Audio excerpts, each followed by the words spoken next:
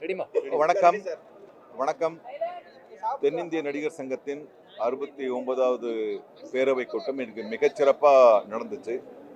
கடந்த ஆண்டுகளை விட மிக அழகாகவும் ரொம்ப உணர்ச்சி பூர்வமாகவும் நடந்துச்சு. எங்களுடைய கனவுகள், எங்களுடைய திட்டங்கள், எங்கள் மேலே இருந்த எதிர்பார்ப்பு எல்லாமே நிறைவடைகின்ற ஒரு பேரவையாக இருந்தது. அடுத்த பேரவை புது கட்டிடத்தில் நடக்க வேண்டும் என்கின்ற ஒரு நம்பிக்கையோடு இருக்கின்றோம்.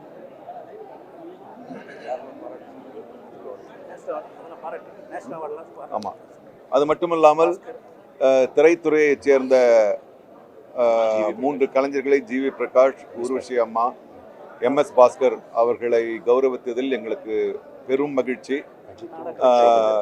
அது மட்டுமல்லாமல் திரு அஜித்குமார் அவர்களுக்கு உயரிய விருதான பத்மபூஷன் வழங்கப்பட்டது. அவருக்கும் என்னுடைய வாழ்த்துக்கள், எங்களுடைய வாழ்த்துக்கள். சோபனா அம்மா, one of the great dancer, actor, அவங்களுக்கும் எங்களுடைய பாராட்டுதல்கள். அடுத்த பேரவையில் இந்த எண்ணிக்கை நிச்சயமாக இன்னும் பெருகும். அதே மாதிரி நாடக கலைஞர்களுக்கான ஒரு விருதும் வழங்கப்பட வேண்டும் என்கின்ற ஒரு கோரிக்கையும் முன்வைக்கப் போகின்றோம். நன்றி, மகிழ்ச்சி. இதில் முத்தாய்ப்பாய் எம்என் ராஜம் அம்மா அவங்களுக்கு நாங்கள் பாராட்டினது ஏன்னா, எங்களுடைய பயணம் இந்த பாண்டவர் அணி என்று சொல்லப்படுகின்ற எங்களுடைய அணி முதல் சுற்றில் அவங்ககிட்டயும் விஜயகுமாரி அம்மா கிட்டேயும் தான் நம்ம போய் ஆசீர்வாதம் வாங்கணும். அவங்களுடைய ஒரு ஆசீர்வாதம் தான் எங்களை இவ்வளோ தூரம் தள்ளிட்டு இருக்கு. தொடர்ந்து அவங்க கிட்ட பேசிக்கிட்டு இருப்போம், விஜயகுமாரி அம்மா கிட்ட பேசிகிட்டு இருப்போம். ஸோ எங்களுக்கு போன தலைமுறையோட இந்த தலைமுறையை இணைக்கின்ற எங்களுக்கு பாக்கியம் ஒன்று கிடைச்சது. ஆக இந்த மிக உணர்ச்சிபூர்வமான மகிழ்ச்சியான ஒரு பேரவையாக இது முடிந்திருக்கிறது. ஆமாம், இல்லை அது மட்டும் இல்லாமல் நாடக கலைஞர்களுக்கான தேசிய விருதுகள்லாம் நாடக கலைஞர்களுக்கும் வரணுன்ற கோரிக்கையோட நாங்கள் எங்கள் சங்கத்தை சார்ந்த நாடக கலைஞர்களை நாங்கள் கௌரவிச்சிருக்கோம். இந்த சமயத்தில் எங்களுடைய தோழரும் நண்பருமான திரு மோகன்லால் அவர்களுக்கு இந்தியாவின் மிக மிக உயரிய விருதான தாதா சாஹேப் பால்கே விருது கிடைத்திருக்கிறது. அவர்களுக்கும் எங்களுடைய நன்றி, வாழ்த்துக்கள், நன்றி.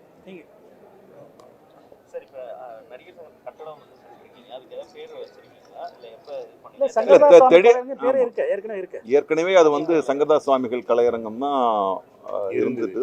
ஸோ அதையே தொடரும். டேட் வெகு சீக்கிரத்தில் அறிவிக்கப்படும்.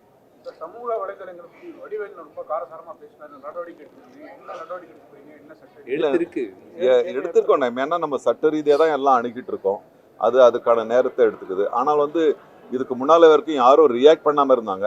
நாங்கள் உடனே ரியாக்ட் பண்ணி நாங்கள் அதுக்கான ஏன்னா வேற என்ன பண்ண முடியும், நம்ம சட்ட வழியாக தான் போக முடியும். அதற்கான தீவிர நடவடிக்கை தமிழக அரசும் எடுத்துக்கிட்டு இருக்கு.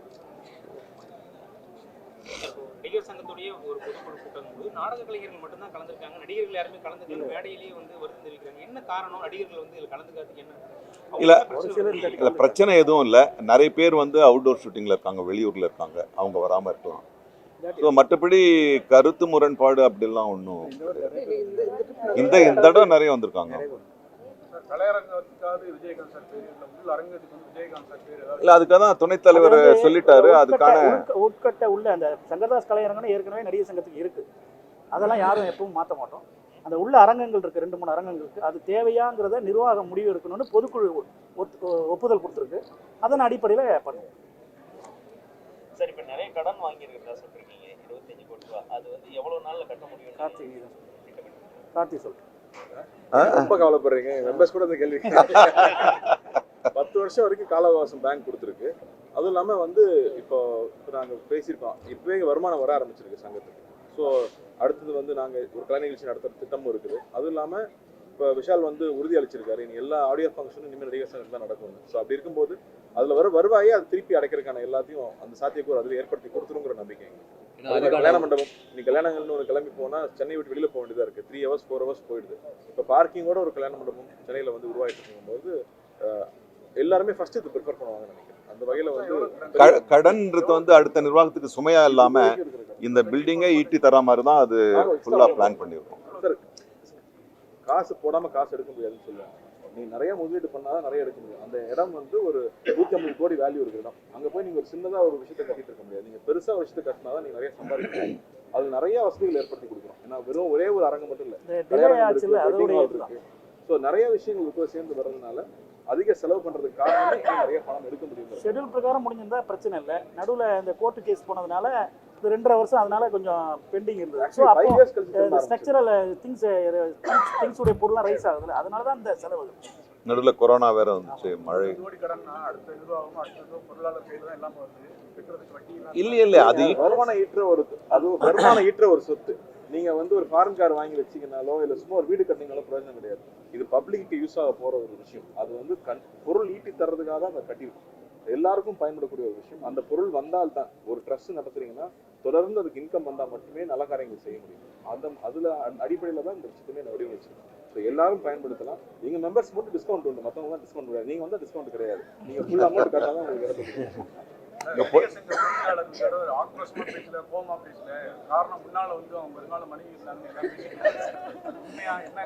இல்ல, ஆக்ரோஷமா பேசுற காலகட்டம் முடிஞ்சிருச்சு. இனிமே வந்து செயல்படுத்தியாச்சு எல்லாத்தையும். அதாவது ஒரு காலகட்டத்துல தான் வந்து நம்ம திணிக்க வேண்டியதா இருக்கும் நம்மளோட விஷயங்கள். இப்போ திணிக்க வேண்டிய விஷயம்ல எல்லாரும் வந்து ஒரே வேவ்லென்த்ல இருக்காங்க. இனிமே வந்து கோவத்துக்கோ ஆக்ரோஷத்துக்கோ இடம் இல்லை. அரவணைக்கிறதுக்கும் அடுத்த கட்ட ஆரோக்கியமான ஒரு பாதை இருக்கு.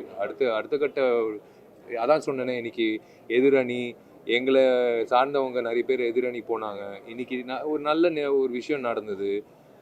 அதாவது மன்னிப்பு கேட்கறது ஒரு மிகப்பெரிய ஒரு விஷயம்.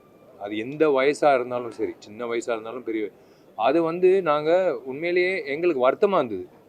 ஒரு பக்கம் சந்தோஷமாக இருந்தது. பத்மினி அம்மா வருத்தம் தெரிவிச்சது.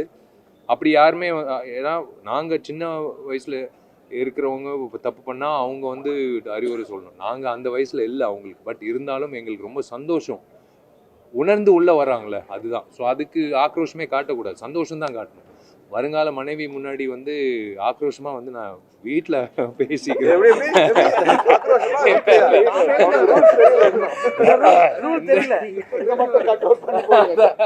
இல்ல இப்போ வந்து இல்ல இப்போ வந்து என்னன்னா, அதுக்கான நேரம் தேவை, அதுக்கான அந்த பாணி தேவையில்லை. இப்போ வந்து எல்லாமே ஒரே ஒரு, நாங்கள் மேனிஃபெஸ்டோவில் வச்சது ஒரே ஒரு விஷயம் வந்து நாங்கள் பூர்த்தி செய்ய போகிற நேரம் வந்துருச்சு.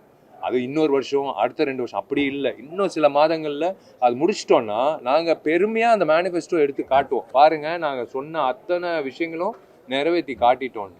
இதனால இப்போ கார்த்தி சொல்கிற ஒரு விஷயந்தான், வருமானம் வரக்கூடிய விஷயங்கள் வச்சு தான் நாங்கள் வந்து முதலீடு பண்ண முடியும். இந்த வருமானம் வரக்கூடிய விஷயங்கள் வச்சுக்கிட்டு நாங்கள் மறுபடியும் மருத்துவ உதவி, கல்வி உதவி, பென்ஷனு இதெல்லாம் மேற்கொண்டு செய்யக்கூடிய வாய்ப்பு இருக்குது.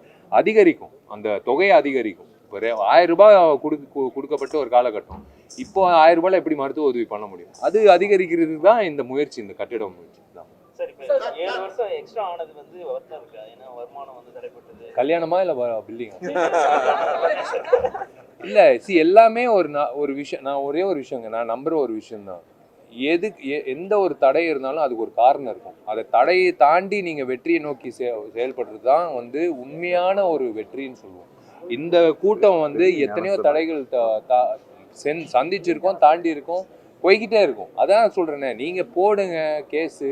எங்க கை சுத்தமா இருக்கு, மனசு சுத்தமா இருக்கு, நாங்க எங்களோட நோக்கம் சுத்தமா இருக்கு, பிரச்சனையே கிடையாது, தாண்டி போயிட்டே இருக்கோம். So it is 7 இயர்ஸ்ன்றது. நீங்கள் அந்த பில்டிங்குள்ளார இப்போ நீங்கள் பார்த்த வீடியோ வந்து வெளியில இருந்து ஒரு வீடியோ ரீதியாக நீங்கள் பார்த்துருக்கீங்க. நீங்கள் உள்ளார போய் நீங்கள் அந்த கட்டடம் பார்த்தீங்கன்னா வாய் பொளந்து பார்ப்பீங்க. தமிழ்நாட்டுக்கே ஒரு அடையாளமாக எல்லாரும் திரும்பி பார்க்கக்கூடிய ஒரு கட்டடமாக வரும். இதில் சிம்பிள் என்னென்னா, 2400 2800 பேர் நம்ம நடிகர் சங்க உறுப்பினர் இருக்கிறப்போ, நாங்கள் இந்தியாவிலேயே எனக்கு தெரிஞ்சு சொசைட்டி ஆக்ட், ட்ரேட் யூனியன் ஆக்டில் யாரும் பென்ஷன் கொடுத்ததில்லை. தெரிஞ்சால் நீங்கள் கூட சொல்லுங்கள் எனக்கு.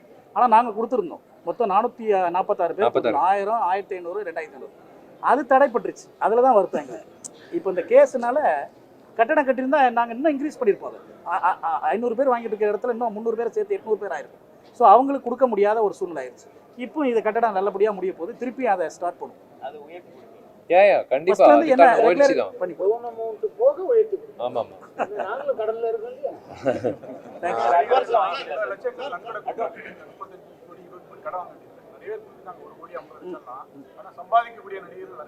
இல்லைங்க, அது என்னன்னா இது வந்து ஸ்கூலோ காலேஜோ கிடையாது. இவர் பிரின்சிபல் கிடையாது, இவர் ஹெட்மாஸ்டர் கிடையாது, நான் வைஸ் பிரின்சிபல் கிடையாது, அப்படி கிடையாது.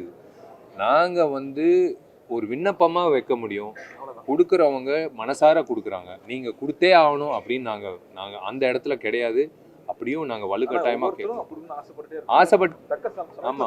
கொடுப்பாங்க. கண்டிப்பாக வரும். அது மட்டும் இல்லாம அவங்க வந்து இப்போ நாங்க நட்சத்திர கலை விழாலாம் நடக்கும்போது அவங்க வந்து பார்ட்டிசிபேட் பண்றதே வந்து பல கோடி ரூபாய்க்கான ஒரு இதுதான். அதனால இல்லைன்னா தான் யாரு எதுவும் அவ்வளோ நிதி வந்தது ஒரு இப்போலாம் தொலைக்காட்சிக்கு 250 பேர் கொடுக்கும்போது. எல்லாம் பெரிய பெரிய ஆக்டர்ஸ் தானே வந்தாங்க. 500 பேர் போயிருந்தோம். எல்லாம் பெரிய ஆக்டர் தான் வந்தாங்க. அவங்க மூலியமா தானே இந்த அமௌண்ட் வந்தது நம்ம கட்டடம் கட்டுறது. அதெல்லாம் அவங்கள யாரையும் குறை சொல்ல முடியாது. கண்டிப்பா கொடுப்பாங்கன்னு நம்பிக்கை இருக்கு. சார் அட்வான்ஸ் கொடுக்குறதுல வந்து 10 பேர் வந்து சினிமா வளைச்சிட்டு இருக்காங்க அப்படின்னு சொல்லி வடிவேல் ஒரு கருத்துக்கள் தெரிவிச்சாரு. அது ஏற்புடையதா? என்ன நடவடிக்கை எடுக்க போறீங்க? புரியலங்க. இல்ல அந்த விமர்சனம் என்ற பேர்ல சினிமா ஒரு 10 பேர் அழிக்கிறாங்க, நடிகர் சங்க நடவடிக்கை எடுக்கிறாரு. அது ஏற்புடையா? இல்ல அவர் சொன்னது வந்து ஒரு பக்கம் நியாயமா இருந்தாலும் அதுக்கு உண்டான நடவடிக்கை நாங்கள் எடுத்துக்கிட்டு இருக்கோம். எங்கள் நடிகை உறுப்பினரை பற்றி தவறாக பேசினா சட்டத்துக்கு உட்பட்டு நாங்கள் போலீஸ் கமிஷனில் கம்ப்ளைண்ட் கொடுக்குறோம். தமிழ்நாடு அரசு அதை கவனிச்சுக்கிட்டு இருக்கு. தமிழ்நாடு அரசும் அது சட்டத்துக்கு உட்பட்டு நடவடிக்கை எடுக்கிறேன்னு சொல்லியிருக்காங்க. 3-4 பேர் பேரில் எடுத்திருக்காங்க. ஏங்க நான் ஒரு விஷயம் நான் சொல்கிறேன். இப்போ நான் வடிவேல் அண்ணன் சொல்லியிருக்காருன்னா அவர் பாதிக்கப்பட்டார் இல்லையோ, சக நடிகைகள் பாதிக்கப்பட்டாருன்னு அவர் குரல் கொடுத்துருக்காரு. இப்போது இந்த வீடியோ பார்த்துட்டு இருக்கவர் தான் அடுத்தது இன்னொரு வீடியோ போடுவார். அவரை திருத்தவே முடியாது, திருந்தவும் மாட்டார். ஏன்னா எங்களை வச்சு சம்பாதிக்கிறார் அவர். நாங்கள் வந்து சுயமாக நாங்கள் எங்களோட உழைப்பில் சம்பாதிக்கிறோம். அவங்க வந்து எங்களை பற்றி பேசி சம்பாதிக்கிறாங்க. அவங்க அப்படி தான் இருப்பாங்க. நாங்கள் என்ன பண்ண முடியும்? நாங்கள் சட்ட ரீதியாக தான் பண்ண முடியும். பட் அவங்கள திருத்த முடியாதுல்ல. அதான் இல்லை, விமர்சனங்கள் வரலாம். விமர்சனங்கள் தான் கலைஞனை வந்து வளர வைக்கும். அது வந்து அறிவு ரீதியாக வந்து உணர்ச்சி இது இல்லாமல் அந்த அந்த அந்த துறையை பற்றி நல்லா தெரிஞ்சவங்க பேசினா அது நாங்கள் வளர்கிறதுக்கும் நல்லா இருக்கும். இன்னைக்கு வந்து விமர்சிக்கப்பட வேண்டிய பல விஷயங்கள் நம்மளை சுற்றி நடக்குது. ஆனால் திரும்பி விமர்சன சினிமா மேலே அது வந்து ரொம்ப மூன்றாதாரமாக வைக்கிறது தான் எங்களுக்கு மனசு கஷ்டமாக இருக்குது. அது கோபத்தை